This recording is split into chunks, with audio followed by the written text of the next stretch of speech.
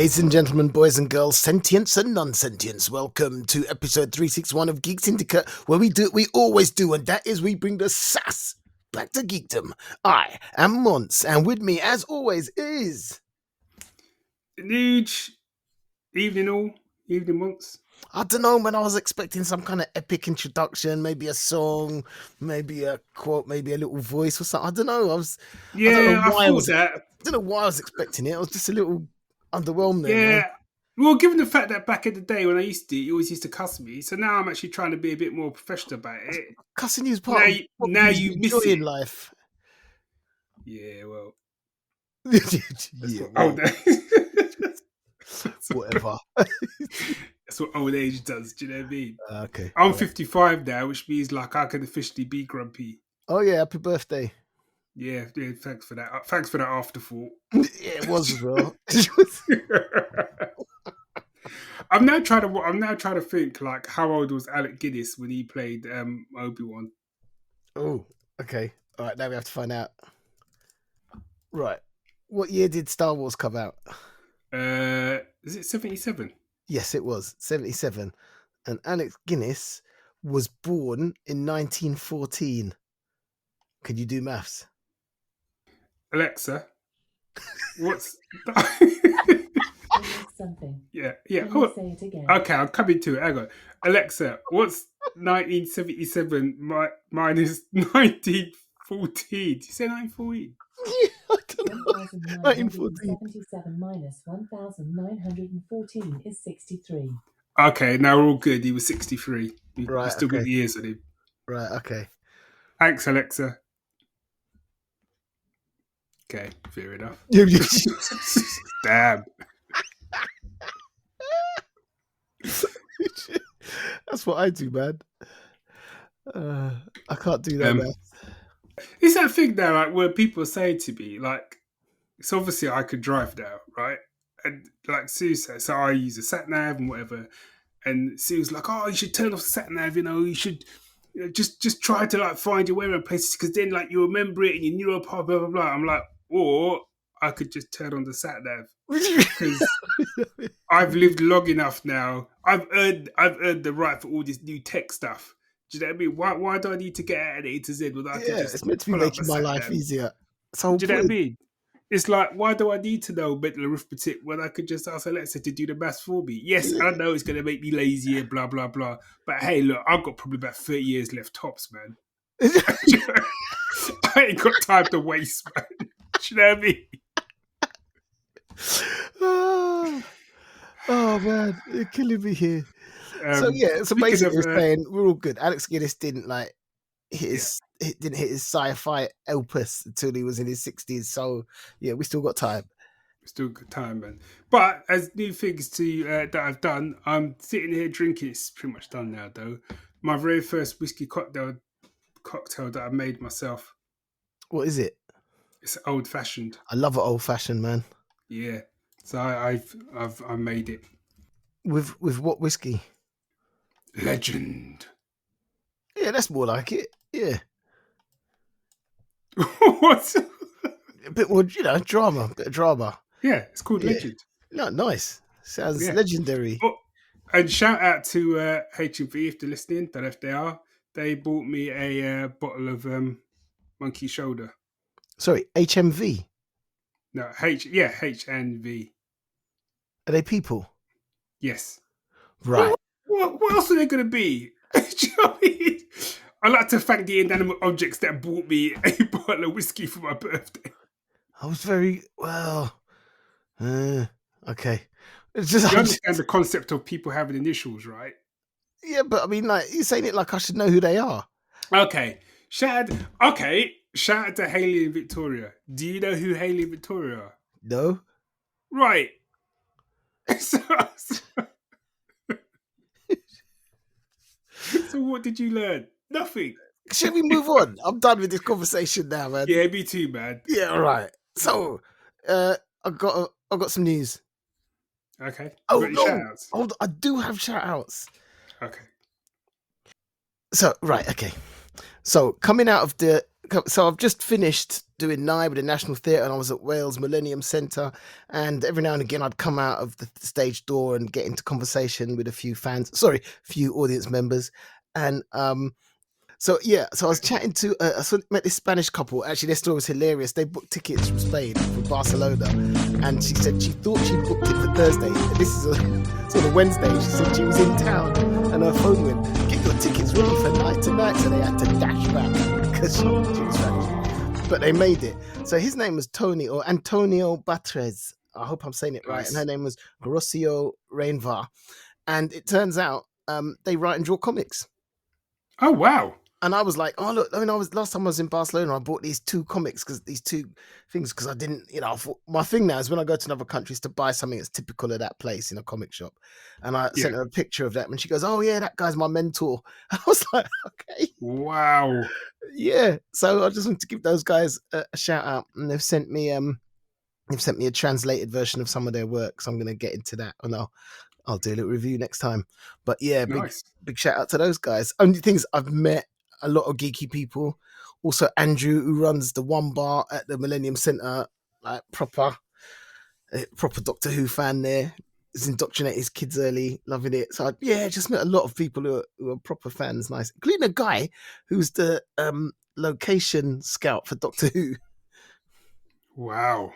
So yeah, I suppose that was going to happen in a place like Cardiff. So yeah, true that. Yeah, but anyway, those are my shout outs. All right, cool. Shall we roll on some news then? Yes, it's time for the news. You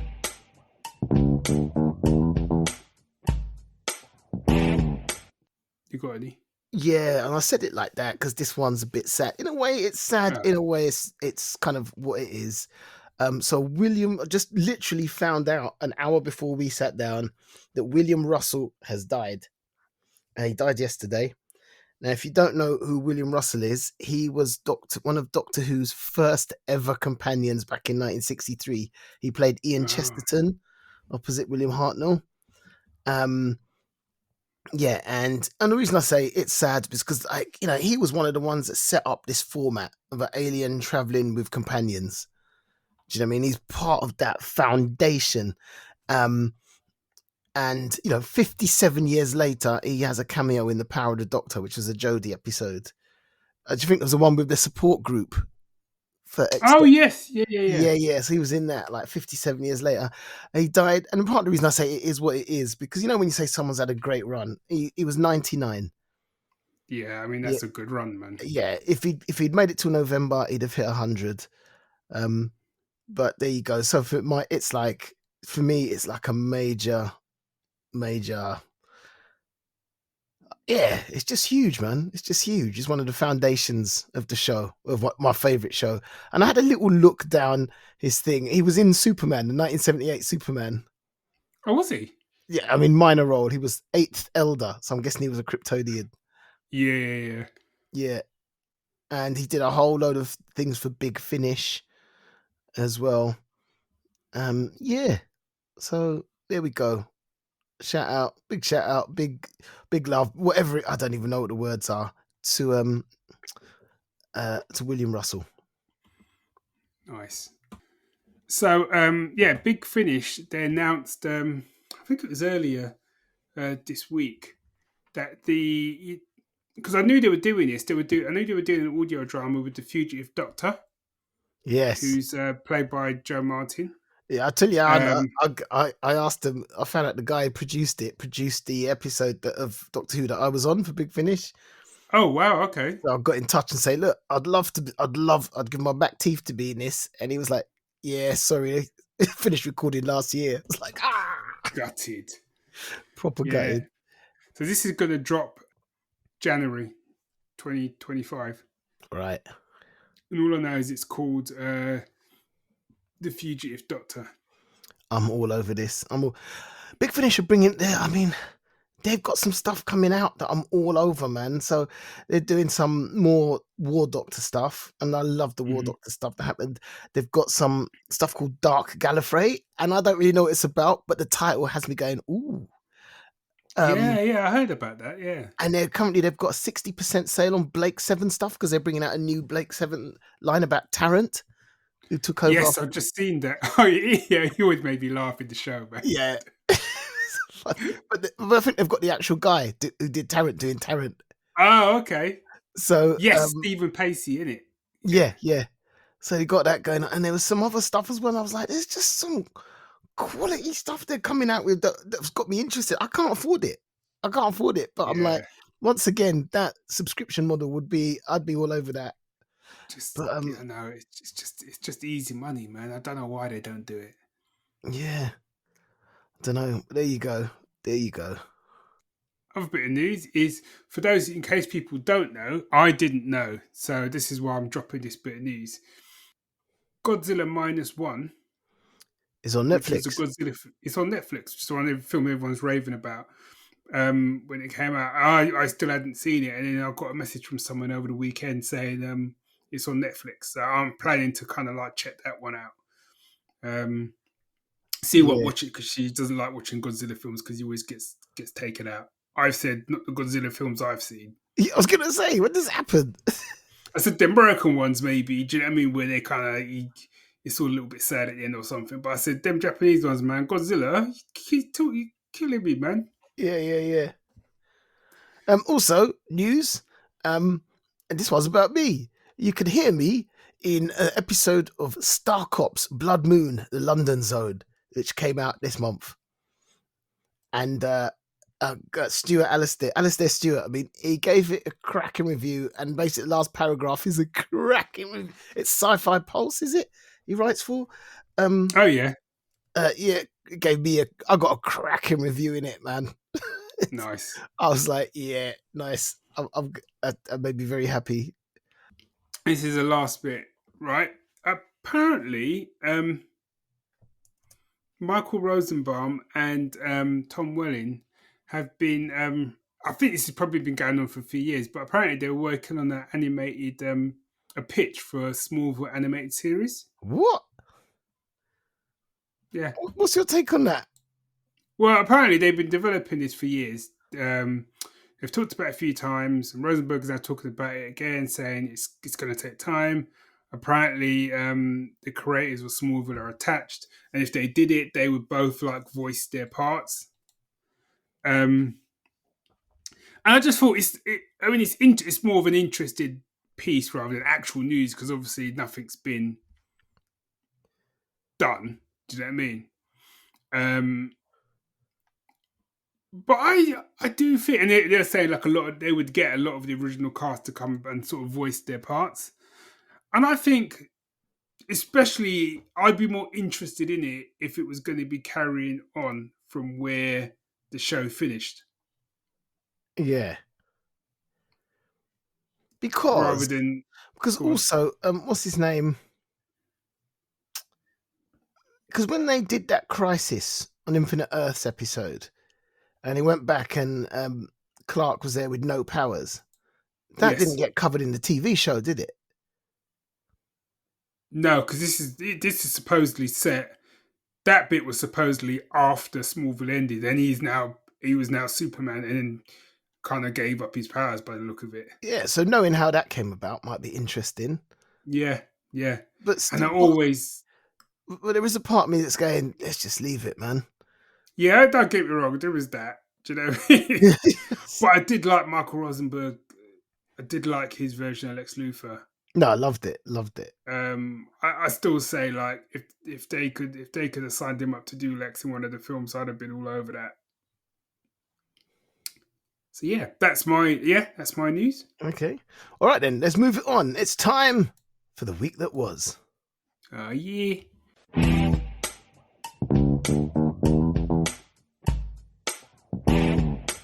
Right, can I go first? Yeah. Good, because I got so much stuff I don't even know. I know, my thing is, do you know what? I'm going to start at this, even though it's possibly not that started on a positive. We'll see. But so I've watched all of the 5th season now of Star Trek Discovery, the 5th and final season. Okay, cool. And the one reason episode in. And one of the reasons why, like, I went to watch this because people were saying to me, even including the show's creators, that this is basically going to be like Raiders of the Lost Ark, Yeah, I remember whereas hearing that. they're looking for some mythical artifact and blah blah blah. I'm here to tell you that wasn't like Raiders of the Lost Ark.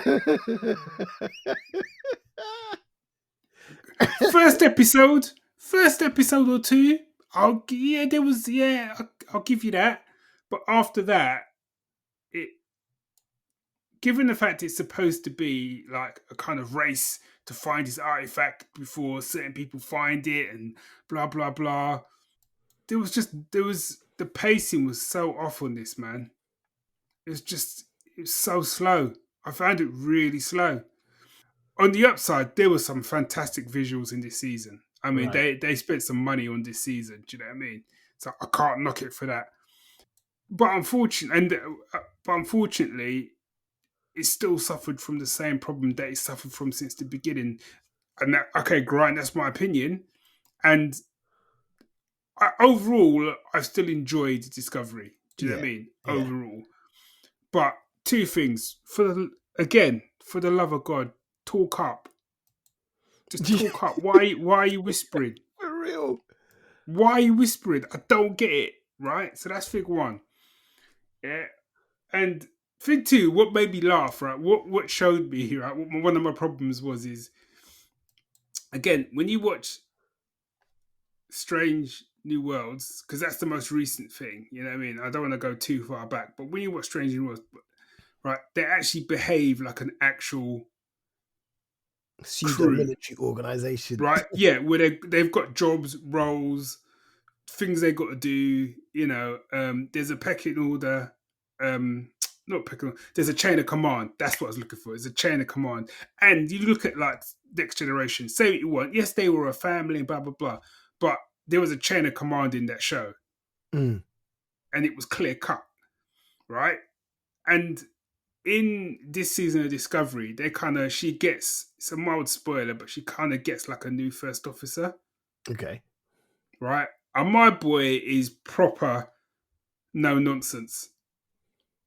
And like the kind of arc of the show is to sort of soften him up. But a lot of the time I'm like, but I see where my boy's coming from. Yeah. Because my boys kind of like, they're like, there's bits where like they've got like a minute to solve something before they're going to get destroyed.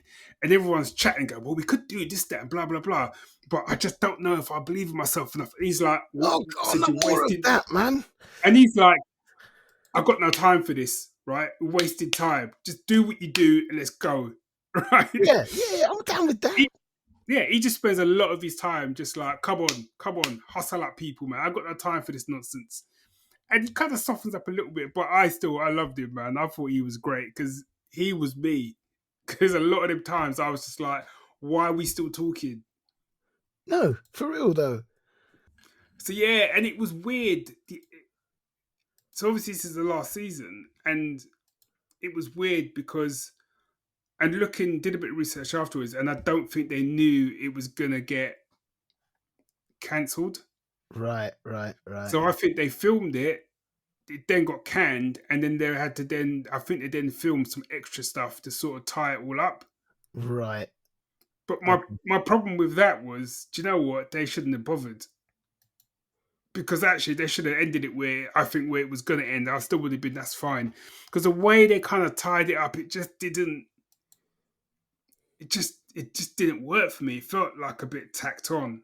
And it really brought home to me that, and if that was their plan from the get-go, then that's all good, right? But it really rammed home to me that this show is all about Burnham's character. Not about Starfleet or anything. Not even about because you can make the argument with all of those shows, right? You get it, because a lot of the Star Trek shows all follow a very similar formula. You got your, you know what I mean, your sort of your crew or whoever it is, and you go through different adventures and you focus on different crew members and stuff. And even though you got your main central character, it's kind of like the whole crew. But this one, it felt very much, and this season especially, it felt very much like it's Michael Burnham. Right. Do you know what I mean? With some light touches on the other characters. And actually, the two characters I really liked in the crew, I can't even remember their names now. The two Helms women. Yeah. Can't remember their names, and they were in it because they were scheduling conflicts apparently outside the show, so they were in it. So they just drafted in another two people, and I was just like, that's the equivalent of taking Chekhov and Sulu out for a whole season. Wow. Did they not explain it like in show? If they did, I must have missed it. So they could have done. There was a couple of times where it has to be said once, where they were just waffling on about something, some crisis of faith or something, and I was just scrolling on my phone. I was on my phone. It's like, how many I'll come back crises when of it's finished. face? Oh, mate, too many, man, too many. I feel like I'm supposed to be here. You are supposed to be here because it's your job. You know, that's what you signed up. I told you to be there. What is Yeah. Oh man, that's really sad. You go. Well, like I said, there's some really, really great visuals in it, and like as I said, some of the episodes are quite interesting, and some of the challenges they have to do, the kind of raiders type stuff, is quite interesting. But I think you could have told that story in 2, maybe 3 episodes, and it would have been boom. That was that. I think that's what I was quite sad about, is that could have been like a series finale and made it like a 3 or 4 part, and it would have been epic. But you stretched it out for like 10 episodes, and so they had to find ways, I think, to slow them down to get into 10 episodes, and it just I struggled with it. Whereas actually, I found that I much preferred season 4. Yeah. Despite the not speaking up and the crises of faith. Yeah, I think after a while I learned to sort of block those bits out. Wow. Yeah. So there we go. Oh man. Well, there you go. All right, give me I don't know, give me a medium. Film, TV, book, comic. Where am I going? Audio. Where am I going? Go film, because I just did TV. Right, film. So what have I watched? GS review map. Right. So this is an old one. This movie is from 2013. And wow. I don't know why I never watched it. I don't know why. And I suddenly decided, I know why. I was listening to a podcast called Origin Story, and they were talking about zombies and actually how it relates to modern day politics. Which is a mad one. And they had like a canon of films that they kind of spoke about, and one of them was World War Z. And I thought, you know what? I don't know why I've been giving this a wide berth. I don't know. So let me watch it. So I watched that film starring Brad Pitt. What's wrong with me?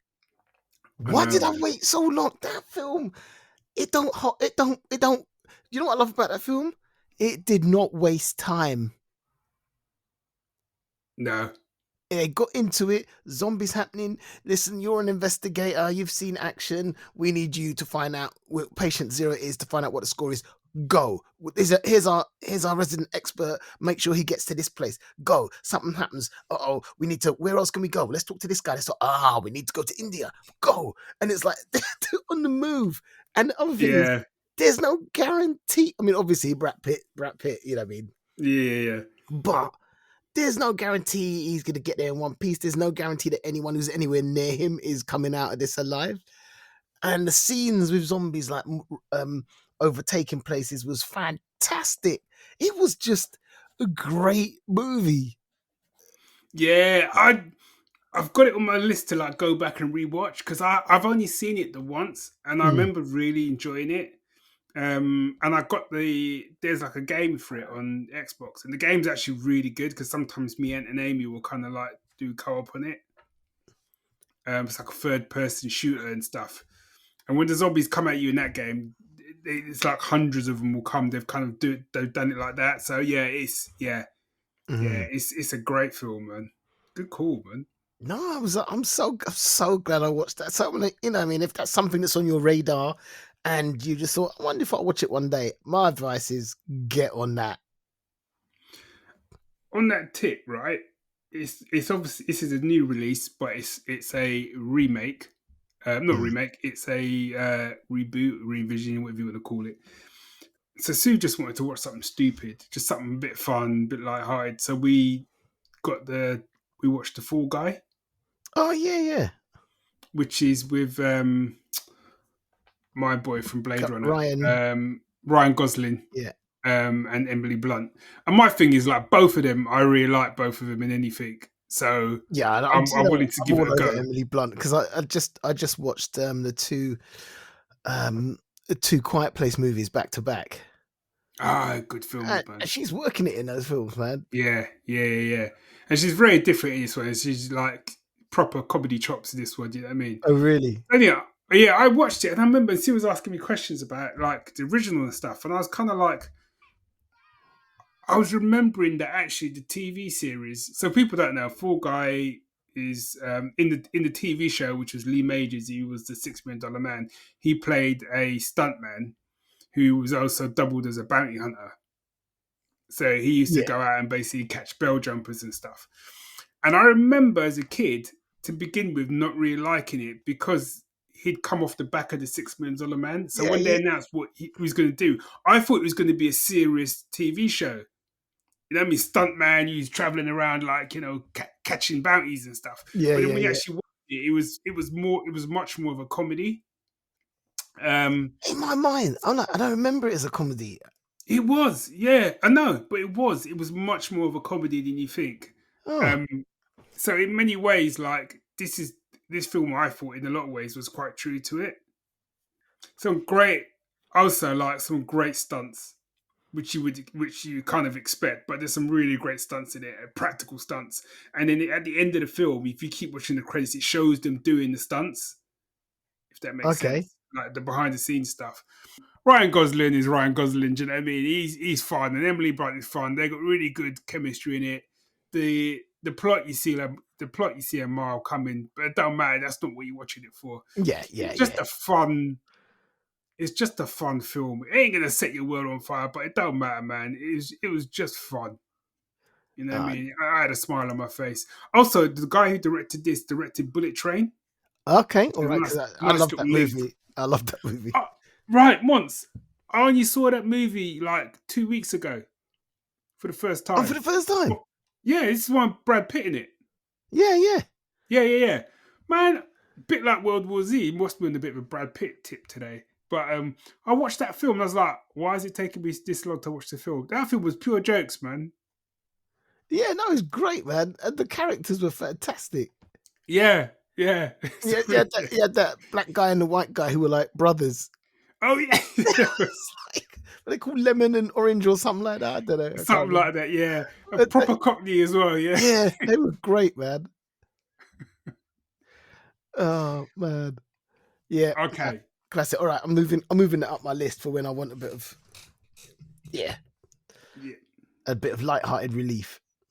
Oh, I finished watching the free. Well, I started because the last time I think we recorded, you were telling me about the Free Body Problem. Oh yeah. So I've now finished it. The Netflix one, of course. The Netflix one. Yeah, I didn't go to the other one. So first off, given how the rest of the show goes, right? I don't know if they needed to go in that hard with the opening. Oh really? So I've watched probably about half of the first episode. Well, no, that's a lie. I've watched the first episode. That's a lie. I've watched the first. No, the scene that I'm talking about is a scene with the who later grows up to be a scientist, but like what happens to her dad in the middle of like a revolution. Oh yeah. And it ain't often I have to look away from stuff because sometimes I just don't watch things. Do you know what I mean? That was in the book. I had to look away because it was just too hardcore. I had to look away, and the rest of the show did not reflect that. If that makes sense. Yeah. Because there'd be people that I would say I wouldn't watch the show off the basis of that because I'd be like it's too violent, too whatever. But that's pretty much as bad as it gets, and that was pretty bad to be fair. But yeah, again, I I really enjoyed it. I enjoyed it. It didn't wow me as much as again as I thought it would. Right. But there's but a bit like you said, actually, there's some really interesting ideas in there, and some really like, I don't know how legit the science is. I'm not a scientist, but some of the science stuff I thought that was really interesting, especially when you find out, like you say, who the kind of what's really happening. And there's one scene in there where it's something I've always thought of, and I always used to think that if I was walking out and suddenly I looked up at the sky and something happened, like a giant face or something like that, and how terrifying it would be. Right. And they do something in this show, and I'm like, you know what? If that happened, I'd never leave my house again. Right. I just would leave. And after that, everything starts to go to hell in a handbasket. I'm like, you know what? I get it. I'll be one of them people running around aimlessly, like throwing bricks through shop windows. It's like, we're all gonna die. Interesting. I'm gonna. Those people just make no sense. I never understand that. It's like, yeah, the world's gonna end in 10 minutes. I'm gonna smash a shop window. Because that's gonna be helpful. Like, that will learn them. I'm like, go get laid or something, man. I don't know. It's just anyway. I'm still determined to watch the Amazon one first. Okay. So I'm gonna try, only because I still haven't gotten over that bit where I read the first one and said to someone, "How is it?" And I said, "Oh yeah, we've got to London now." And I'm like, London? That ain't in the book. No one went to London in the book. What? So I was like, part of me went, we're doing that, are we? I would probably go to the Amazon one if it actually tells the whole story. What I was told was that, so it's 30 episodes. Yeah, that's what you said, isn't it? Yeah, and apparently that's the first book.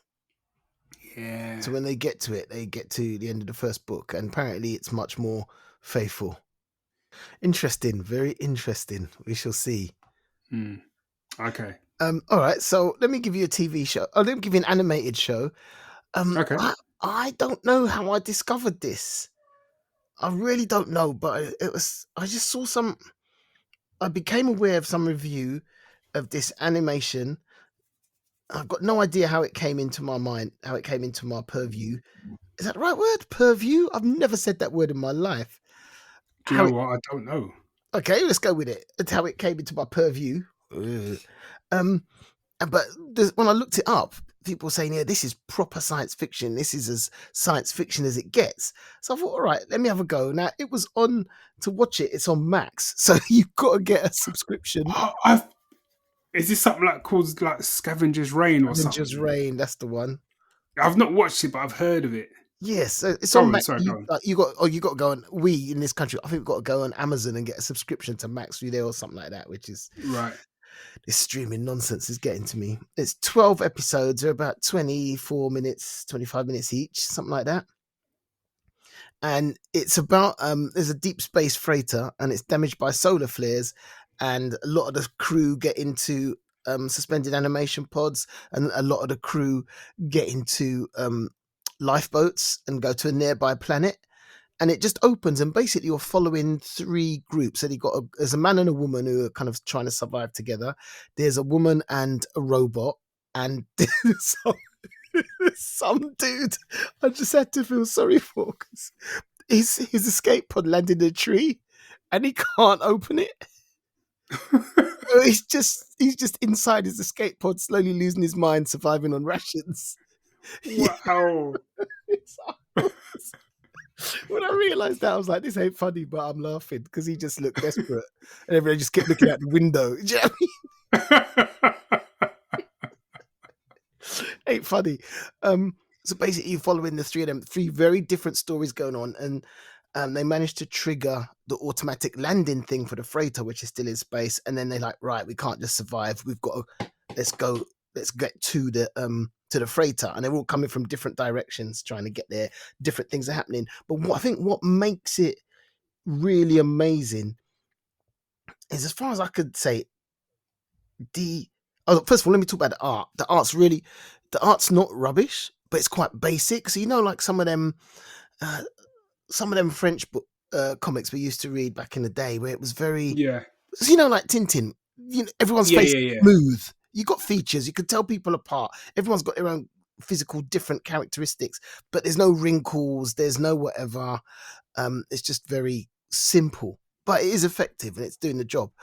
But what sets this apart, I think, what makes people go, this is proper sci-fi, is that you got these people on an alien world, and this world could not be more alien. And as much as anything else, it's like, how would we survive on a world that is so different to everything we know in terms of flora and fauna? How would we deal with it?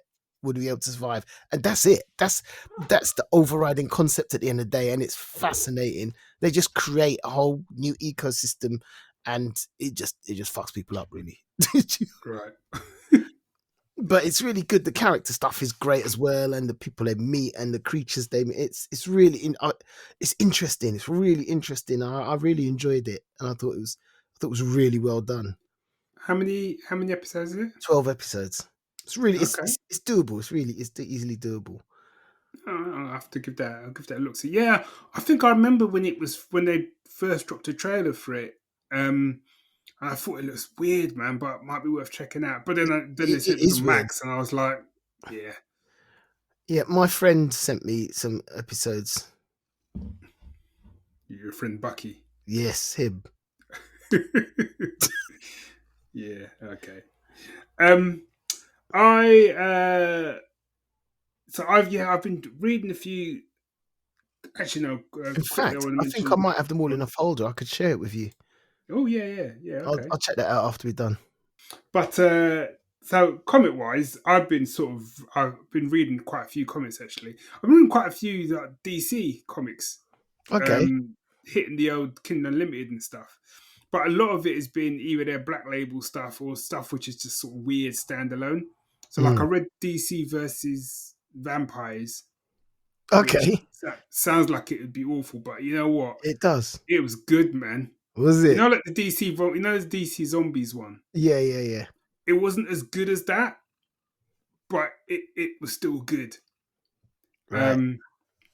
And I read a Wonder Woman one. I'll have to see if I can find it now, because it's like a post-apocalyptic one with Wonder Woman. Oh, what's it called? I'm trying to think. I think I read the first. It was a Black Label. Yeah. I think I read the first one of that a while back. It was with the art was really different. I've never seen Dead Wonder Earth. Woman done. She looks kind of squat and hench in it, don't she? Yeah. And it's got almost a bit like a kind of almost like kind of like a Celtic warrior type look. Yeah. That was really good. I haven't finished really it. good. I need to finish it. Yeah, as I said, it was on. I don't know, because sometimes things have a tendency to like appear and then disappear on Kindle Unlimited. Yeah. So I saw it and then like grabbed it straight away and kind of pretty much did it in one sitting. Yeah, really good. Really enjoyed it. Really kind of different take on sort of Wonder Woman and the whole. I know you love a post-apocalyptic thing anyway, so you know what I mean. I don't have to sell that on you. I'm literally but on the flip, Unlimited as we talk. It's still there. Yeah. Hold it up, man. On the flip side of that, because it's very different. I've read the next 2 volumes of Nightwing. Oh, okay. So it's volumes. So I'd read. We talked about the first one, which I read and thought was pretty good. Yeah, so I'd read volume 1. So this was volume 2 and 3. Yeah. Which is written by Tom Taylor and arts by Bruno Redondo. Yeah. And it's also got a Gerardo Borges. And brilliant.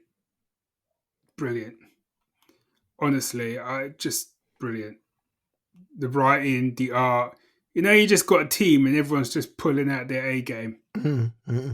And what I loved about this, even though there's still, I think, another 2 volumes, I read the 3rd volume and I kind of felt like, you know what?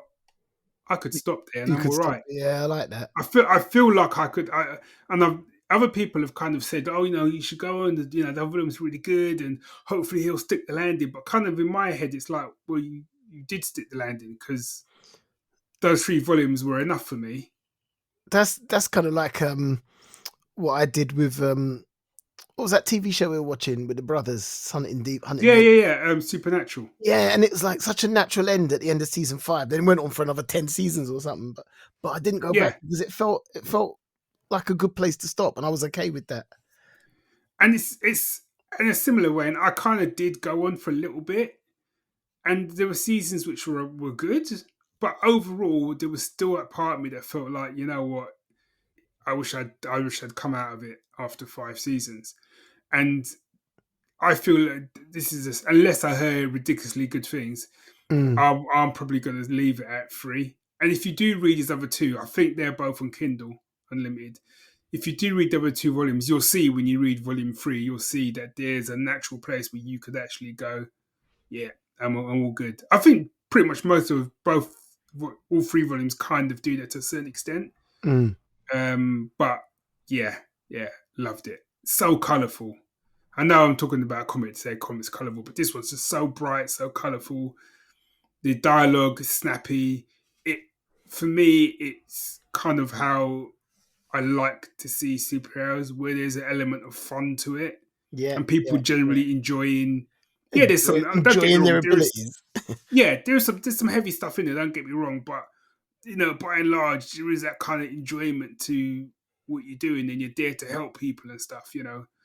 Yeah, well worth a read. Nice. I mean, comic wise, I've just been totally immersed in the Magnolaverse, like Hellboy, BPRD, Nice. Lobster Johnson, Abe Sapien, all of them, man. And what's really stood out for me lately is the stuff I realized I've never read before is the Witchfinder stuff. Yeah. Was it Edward Grey? Yeah. Yeah, that's it. Sir Edward Grey, Witchfinder, and I'd never read it before, and it was like, take a classic Hellboy character, stick him back a days, back in the Victorian days, I think it's set. It's great, and I just read one where he went to America and he met like a Native American who's kind of like his counterpart out there, and there's 2 of them riding together and discovering, and he's getting a little bit humbled, realizing he's not the only expert on the supernatural in the world and stuff. And it was just great, man. It was just nice reading and horrible reading as well because it's a Magnolaverse. But yeah, I'm so glad I'm doing this journey. I'm absolutely loving it. Yeah, I'm still rereading. I need to get back onto it actually. The BPRD Hell on Earth stuff. I was just saying, yeah, because the reading order I'm using for the whole universe has going in and out of different stories and whatever, and it's got so part 1 has got Hellboy. It's in the person who's start again. It's just someone called Julix has got a reading order, and part 1 is called Hellboy and Other Stories, and it's pretty much all Hellboy and BPRD comics. Okay. Part 2 is called Heavy is the Head. And again, it's lots of BPRD and Hellboy with a little bit of Sir Edward Grey, Witchfinder, and Lobster Johnson thrown in. And then part 3 called Paranormal Research and Defense History Interlude 1. So that's going back. So you got some more Witchfinder, you got BPRD 1946, 47, 48, stuff like that aren't in the current. It's not set in the present, if you see what I mean. But kind of informs the story. So it's put together quite cleverly, this reading order. And the next one I'm going to start soon is part 4, As Below, So Above. And that's BPRD Hell on Earth and Hellboy in Hell. Oh, okay. So, but all I can say is like the stuff from Hellboy's life is not going well right now, man. It's not. Things are ramping up for the BPRD with the War on Frogs and all that, but Hellboy's life is not going well. And I remember the first time we was reading this stuff, we're watching cities that we know getting properly you know what I mean? In DC, we're like, oh, the city got trashed and they rebuild or whatever. In Hellboy, a city gets trashed. It's done. It's done. It's done. It's like, yeah, messed up, man, messed up. But that's why I love it, man. It's epic. There's no, and the loss of life, the loss of life, the numbers. Yeah, I know, man. if I was in that world, I wouldn't be running around. I'd be too done to run around smashing windows. I mean, it's all And I over. think It's all that's over. It's like no, I ain't got energy to smash windows. I don't even know how I'm going to feed myself tomorrow. Let alone and that's the difference is that if DC or Marvel do that kind of a story, it tends to be an Elseworld type story yeah, where they can go hell for leather because it's not on their main line. Whereas the Regnolaverse, it's like if we break something, it stays it broken stays unless we fix broken. it. Yeah, And even if we fix it, we'll it ain't fix going to be it the with like same. a little bit of sellotape and some blue tack. You know what I Yeah, mean? yeah. All right. Man. Well, lastly, from me, I had a whole list of things, but I want to quickly mention this because I don't know if I have to you. And this is going back away now, but I watched the second season of Foundation. I can't believe I haven't finished that yet. Yeah, and my thing is with Apple TV, right? Is they they got some sci-fi on their channel, man. Yeah, Because they really have some good they stuff, man. they got some good stuff on there, and that's what I mean. It's like they're not necessarily dropping things every week, new stuff and whatever. But when they drop some sci-fi, they because I really want to check out. There's a show called Dark Matter, which people have been telling me Yeah, about. that's on my radar. But going back to Foundations again, I know it's supposed to be like the actual show is like nothing like the books and but I ain't read the book, so I don't really care. Sorry. So for me, I'm looking at it purely as a sci-fi TV show. Do you know what I mean? Because I don't know, I've got no frame of reference. You know what I mean? And from that point of view, I enjoyed the heck out of both seasons, man. Mm. Yeah, no, and I mean that. I mean, it took me a couple. It didn't take me long to realize that I can't hold it to the book because, do you know what I mean? The whole thing with the emperors that don't Mm. exist. That doesn't happen. None of that's in the book. Yeah. None of it. So there's so much. Yeah, you gotta go. Okay. Yeah, I mean it's different. It's different. You've got to either go with it or leave it alone. Do you know what I mean? Yeah. Go with it. And I just think, and for what it is, I think it's really well done. Yeah, I've heard. Sadly, I think there's a third season, but I've heard that they may have to reduce the budget of it. Well, that ain't no big surprise because it looks amazing. It looks It looks stunning, amazing. Yeah. but I don't think it's pulled in the figures that they kind of need to keep getting them sort of level of Well, finances. part of me is like, what does? Because number one, how'd you find out about these things? And number two, you got to work out, well, which streaming service am I going to spend all my money on? And if it's one that you don't, it doesn't immediately grab you, why would you subscribe to a new service to watch it? Do you know what I mean? It's like, To watch one show. yeah. And it's that same thing of, because I've been reading stuff where they're saying, basically, cinema's dying, movies because movies are rubbish and too many superhero movies and too much this, too much that. And I'm like, look, you need to understand that whether or not you like it, and I know it's like, I can't believe like COVID was what, 4 years ago? Right? COVID and lockdown changed the game. End of. Before COVID, there was no such thing as a home premiere. Yep. Right? You were waiting. Okay, we'd got to a stage we weren't waiting as long, but you were waiting for if the new whatever came out, Marvel, whatever, you were waiting a good 3 months for it to drop. Yeah. So you'd have to, if you really wanted to see it, you need to go to cinema. COVID then happened. They started doing the home premiere stuff. I thought they would stop doing it when lockdown got lifted and stuff. But if anything, it's actually getting more and more because Fall Guys is still in the cinema. Fall Guys came out like a month ago, if that. And I watched that on Amazon yesterday. Right. You know what I mean? I didn't watch. That's what I'm saying. Once there was no hooking up with Bucky. But like June 2's on there. Well, and as a home premiere. but also it's like for me, we watch everything on a projector now. Yeah, So what I've got is not quite the full cinema experience, but somewhat cinema experience in my own home, where if I need to go toilet, I can press pause and I ain't gonna miss nothing. And yeah.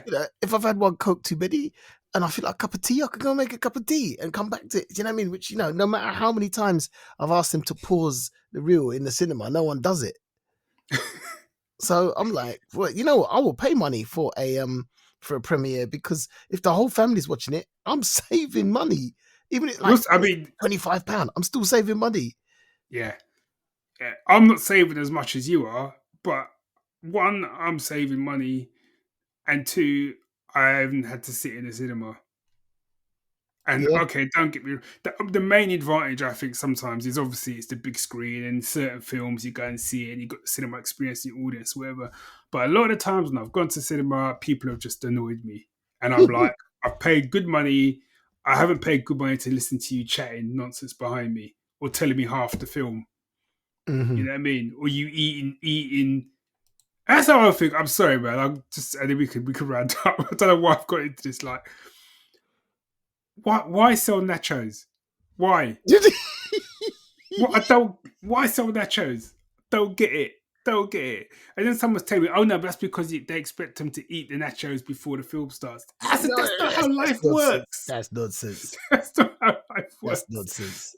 The amount of times I've been in cinema, a man they're eating nachos next to, I'm just like, "Come on, man." You know what I mean? Yeah. Either eat before you come out, or I'll buy you a bag of Doritos when the film done. Do you know what I mean? I like them. I like to eat in the cinema. I tell you, man, if me and you ever go to cinema, But the thing is, me and you are cool. no, but I ain't eating nachos. I'll have a hot dog. Yeah, well, okay, I got no problem with that.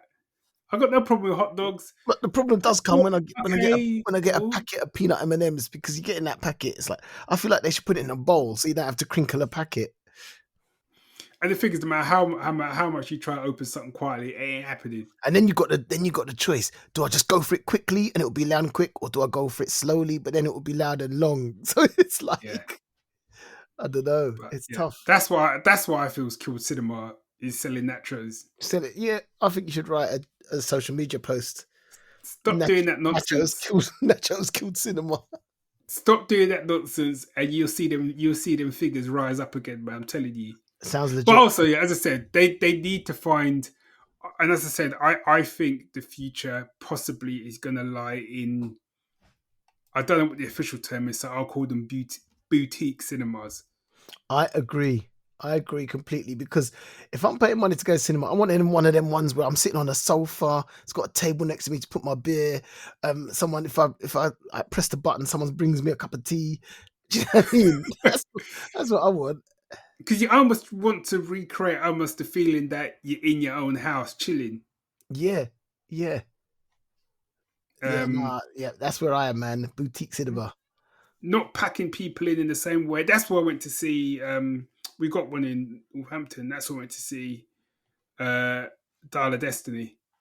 Right. And I took a whiskey in with me, and it was like little table in there for Sue and I and whatever. Yeah, there you go. And because it wasn't as many, you're not packing in loads of people. Most of the people that have come there, they haven't come there just cause. They've actually come because they really wanted to see that film. Do you know what I mean? So it was just, the vibe was different. I felt that the vibe was different. But yeah, and no one there was eating nachos. Yeah, there you go. Happy days. Yeah. I did have one more thing, but maybe we're out of time. No, go on if you're quick, man. So just because we were talking about Acolyte, I don't know if you watched Star Wars Tales of the Empire. Yes, I did. I meant to add that on my list as well. Have you seen it then? I have seen it. It's 6 episodes. It describes it as a journey into the Galactic Empire through the eyes of two warriors on divergent paths, set during different eras. So one is a Night Sister, who's kind of like Force-adjacent witches. It's the best way to put it. Mm-hmm. And one is a Jedi. One's a former Jedi who becomes one of the Inquisitors. And they're both of their stories are influenced by basically pain and heartbreak and whatever, and that kind of sends them to different places. Both all bad places. Do you know what I mean? They don't become good people. So it's like, yeah, let's look at Star Wars through the eyes of I don't know, some people who've had it really well. Everyone's had it. Everyone seems to have had it really rough in this universe, man. Yeah, what did you think? I really enjoyed it. If I had one criticism, it's probably the same criticism I had of Tales of the Jedi, was too short. Yeah, it was a whip snap tour, man. Yeah, that was my only kind of critique of them. I really enjoyed them, especially. Oh, I've forgotten her name now. But she is then in Mandalorian, and she's in Ahsoka. Who? The oh, hang on, I'll tell you. Was it called Tales of the Empire? Yeah. Yeah, Morgan Elsbeth. The Night Sister. Yeah.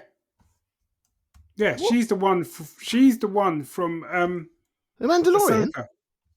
And the Mandalorian. Yeah, you're the one that Ahsoka fights with. I haven't finished watching. So you've not finished. You haven't finished watching Ahsoka. I haven't. But you watched the Mandalorian. Yeah. And you watched the Ahsoka episode. Yeah. Right. So you know the woman in that she fights with, who's got the spear. Yeah. Okay, I see a little rewatch coming on in my future. That's the character. Okay. So, right. Yeah, yeah. And I had to go back and double check, but yeah, you need to go back and watch that Ahsoka episode. But yeah, it's the same person. That's why I really liked it. I thought, man, now I've got to work out what seasons it is. Yeah. And how far have you got with Ahsoka? One episode. Okay. Yeah, because there's a whole okay, I won't say any more then, yeah. But those episodes I think are really interesting when you've got the full picture from Mando and Ahsoka about that character. Okay, I might have to go back and just work out what episodes that was. Yeah, the other one, the sort of Fallen Jedi, I think she was in Clone Wars, wasn't she? Or something. I couldn't place it though. No, I was trying to as well, but I couldn't. Season 2, Chapter 13, The Jedi. Okay, all right. I might have to rewatch that episode. You should rewatch it anyway. It's a good episode. You're not losing that thing. Yeah, cool. All right. I can see how that context would enrich what you're watching there. Yeah. Right. Okay. Yeah, I've got some homework now. All right. Thanks. Appreciate that. All right. On that note, we have come to the end. Round up. Yeah, so we've come to the end, and you know what happens now. We would love you to tell us what you think of the stuff we've talked about. Do you agree with what you said? Do you think we're talking nonsense? Have you got suggestions for us for more homework? Let us know at the geeks at geeksyndicate.co.uk or on Twitter or on Facebook or Instagram. And that's it. So until next time, do something good. Save the universe. Geek Syndicate. Yeah. We out. We out.